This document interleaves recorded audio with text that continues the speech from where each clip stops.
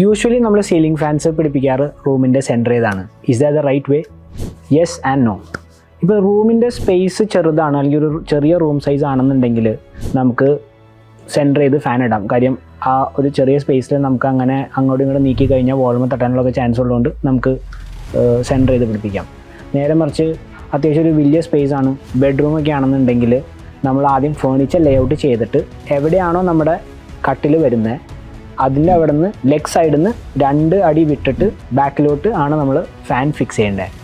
നേരെ മറിച്ച് കോമൺ സ്പേസൊക്കെ ആണെന്നുണ്ടെങ്കിൽ നിങ്ങൾക്ക് അവിടുത്തെ ഫേർണിച്ചർ ലേഔട്ട് അനുസരിച്ച് നിങ്ങൾക്ക് ഫാൻസ് പ്ലേസ് ചെയ്യാവുന്നതാണ്.